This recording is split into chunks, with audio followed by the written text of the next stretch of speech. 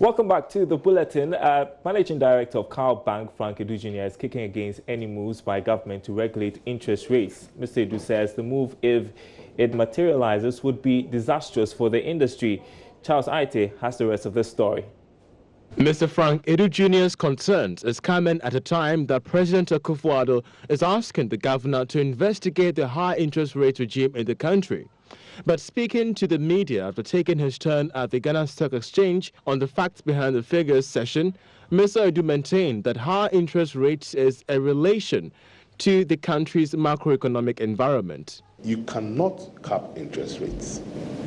From a political perspective, you can attempt, but you will pay a price. You understand me? If interest rates are high, it is not the doing of banks. Banks do not manage an economy. Interest rates reflect the economy that you have created. We can attempt that, as they did in Kenya, and see what happens. We've seen it in this country before. Credit ceilings, interest rate caps. We paid a price. Eventually, there was a blowout. Interest rates went up to 42, 46%. You understand me? Good management of the economy will drive what interest rates will do. That is my answer to that question. High interest rates is not the doing of the banks under any circumstance. Mr. Edu has also been talking service in the industry as he brings his more than 20 years banking service to an end by December 31. You do not take depositors' funds and fund your own business. It's illegal. You understand me? So if you did that and you're punished, you deserve to be punished. There are rules and regulations, proper practices for running financial institutions. And if you want to grow as a financial institution, you must follow those practices. They are called prudential requirements, and you must follow them. Meanwhile, the bank's non-performing loans hit 10% for the third quarter, despite it being below the average of 18% by the central bank. Here's Executive Director of the bank, Philip Oredu, and incoming Chief Executive come January 1. We see significant increase in our investment securities. Now, this is not out of the ordinary. Obviously, if we look at the economic fundamentals at the moment, the quality of the asset book of banks, and in terms of the regulatory requirements when it comes to how we treat these loans. Obviously, there's a sort of a shift within the whole market from the loans and advances to the government securities. Carl Bank has resolved to focus on 4 main sectors for the 2020 financial year. These include investment in digital and women banking, green financing, among others. All right, so let's have some perspective to this story about regulating interest rates. Let's speak to banking consultant Nana Otoe Echampon. Thanks for your time tonight, sir. Well, the concerns about interest rates sparked by the president's comments yesterday when he met chief executives of various companies talking about the fact that we need to review the interest rates. Is the president's call justified? But equally, the regulator is also concerned about high interest rates. But has been explained over and over again. Interest rate is the cost for the use of money. Now, that cost has a lot of factors affecting it. One of them is the non-performing loan, which, as your report says, at one point stood at 18%. Now it's come to 10%. But it's still material. Anything above 5% is a material figure. So that goes into the pricing of loans, and therefore it makes interest rates high. Now, the Bank of Ghana can, on their side, have consistently reduced the policy rate, which is the rate at which between the banks they borrow money. But still, the rate is high for the average borrower outside the banking sector. And that is because partly the non-performing loans are reflecting the performance of the economy is also a factor. So the president's call is justified, but it also means that all stakeholders, including the managers of the macroeconomy, should also be doing something that will move the interest rate level down. We are hoping that next week, when the chancellor, the Minister of Finance reads the budget, there will be something in there towards a move to reduce interest rates. So low interest rate is something that everybody wants, and especially in an economy that is business driven, that low interest rate creates employment because businesses can borrow and so on. Right. So you agree with the MD of Cal Bank there when he says the current interest rates are a reflection of the macro economy? Yes, because as you said, the interest rate is the cost for the use of money. So if the macro factors, are reflecting positively, then and that is what has caused interest rates really to come down since 2017. In the last 2 years, the policy rate has more than almost half. So it is in the right direction, but also it is not at the level that the businessman will be able to borrow and create employment. So I guess there's more to be done. Yeah, I guess what the bankers are saying then is that fix the economy, and then you see that reflecting interest rates. But I want to ask you a question I posed to my colleague Philip Namfori yesterday when we talked about this. We were complaining about high interest rates, but what level is appreciable really?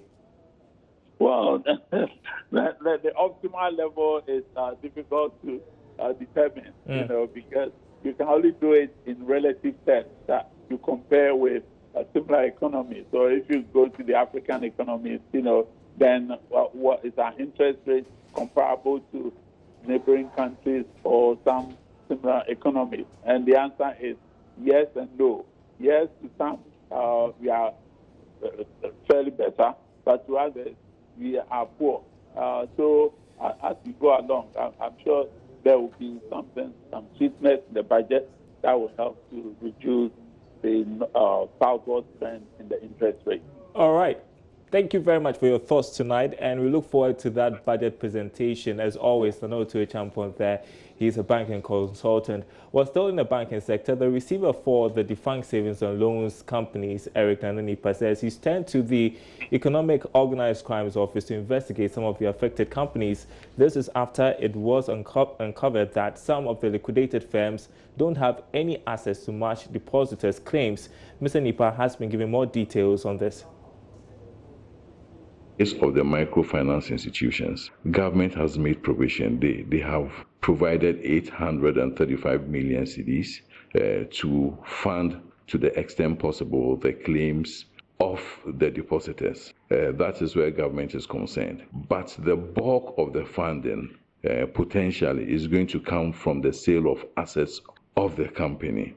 And that is where the most of the funding is supposed to come from. But let me just mention here that unfortunately, a lot of these companies are assetless. Okay, assetless in terms of the fact that there's virtually nothing there. All right, and we know that there's virtually nothing there just because of suspicious transactions, and therefore we have brought in EOCO to investigate.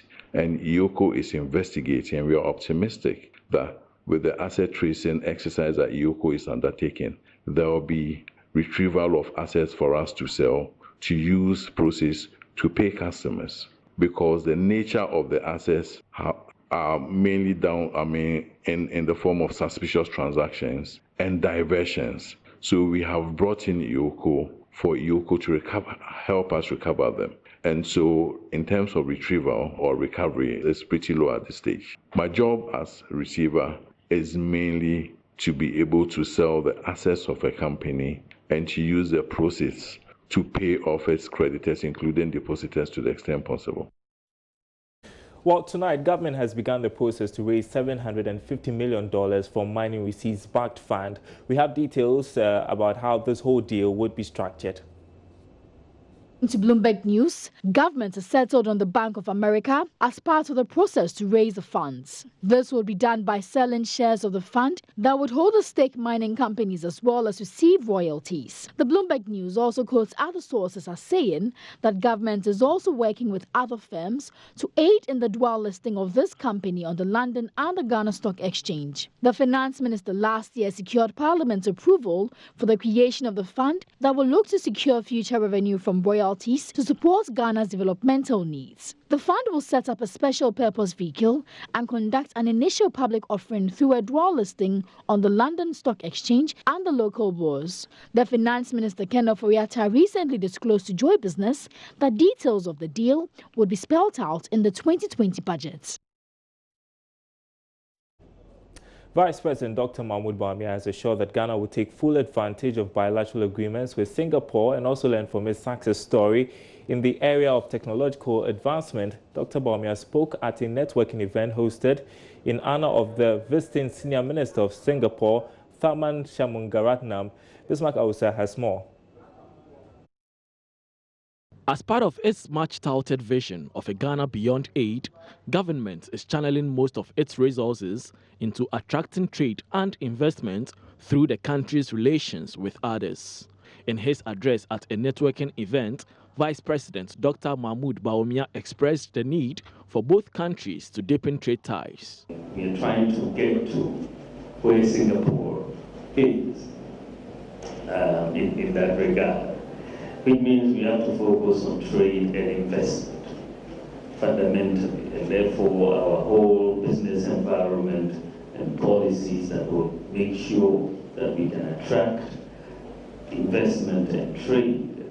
They will always say, show me your friend and I'll tell you who you are. And we want to be friends with Singapore because the brand is very good for Ghana. The experience is very good. It's going to be a win-win partnership between our two countries, and our economic relations, we hope, will just deepen and deepen as we go further. On his part, Senior Minister and Coordinating Minister of Social Policies of Singapore, Tharman Shanmugaratnam, hinted Singaporean companies are ready for bilateral trade with Ghana. Thank you very much for initiating this relationship.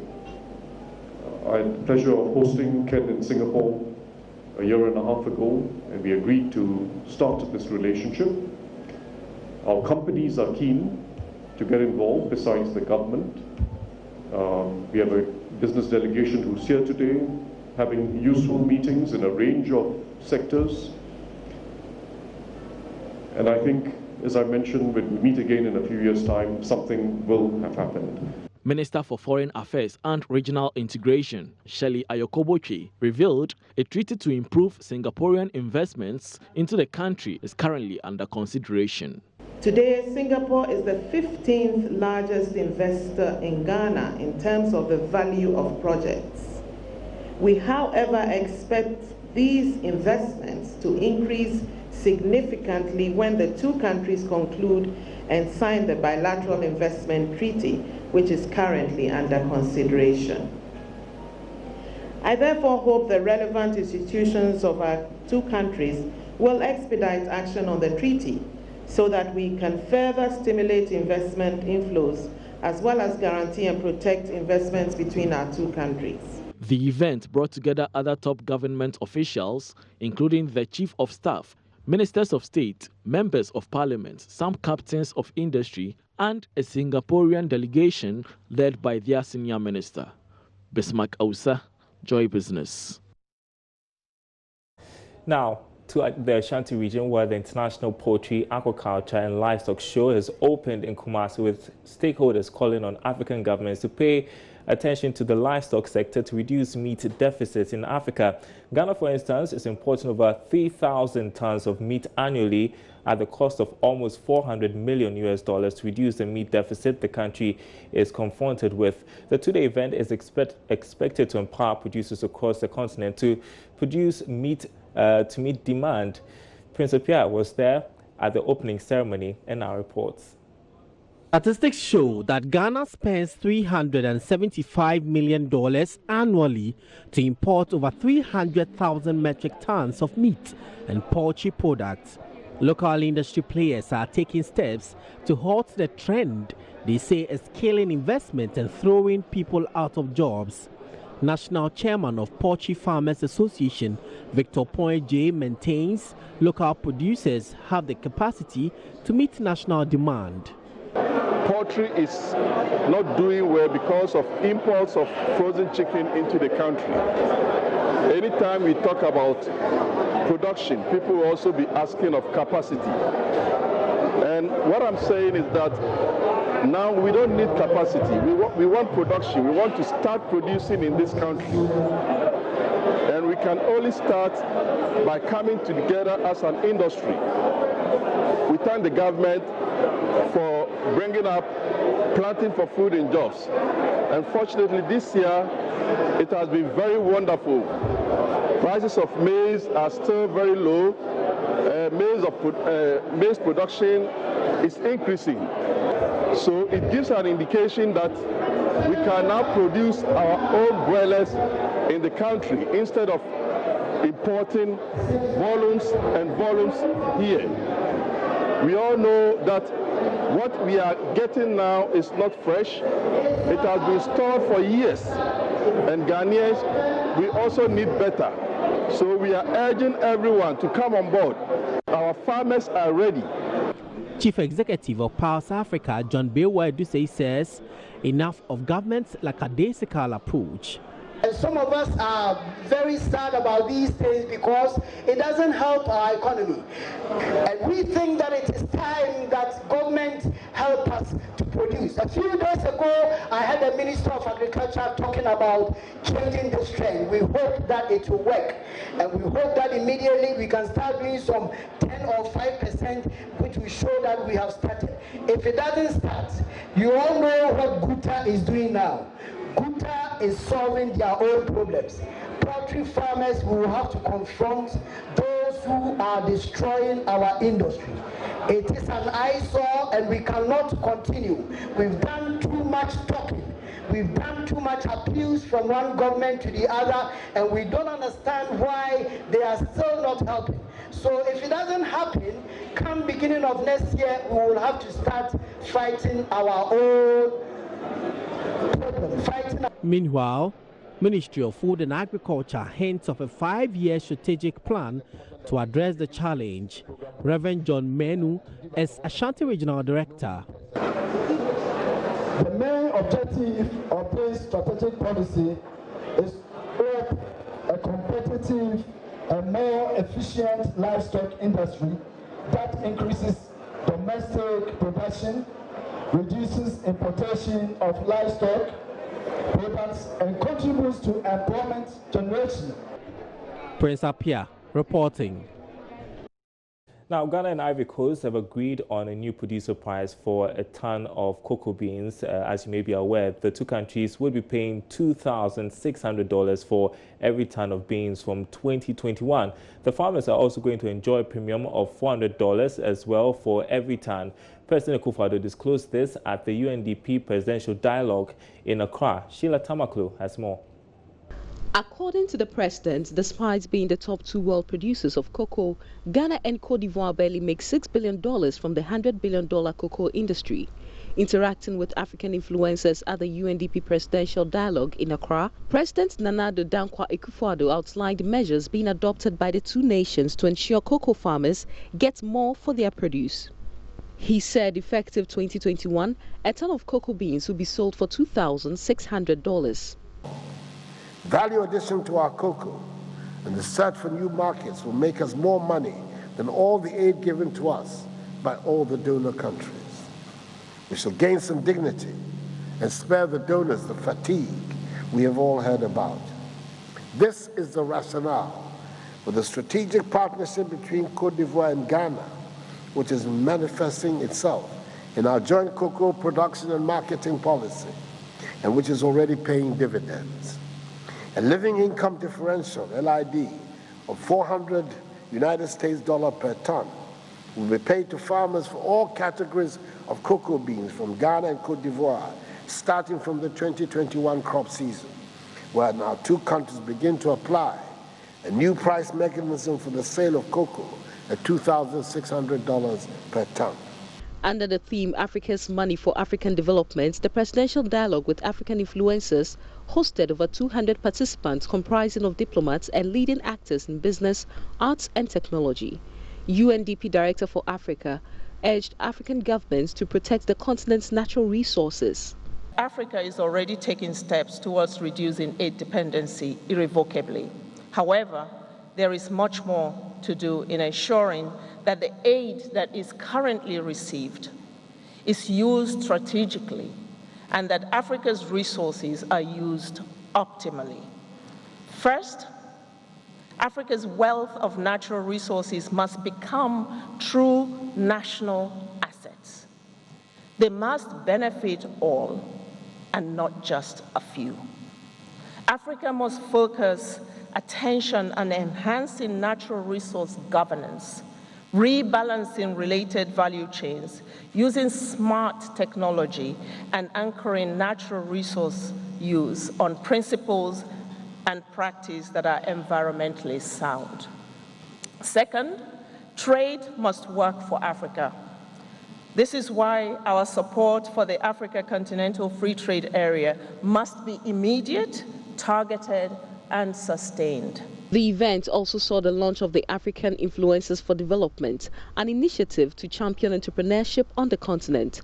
For Joy Business, Sheila Tamaklo reporting. All right, up next is a summary of news stories from here in Ghana and around the world.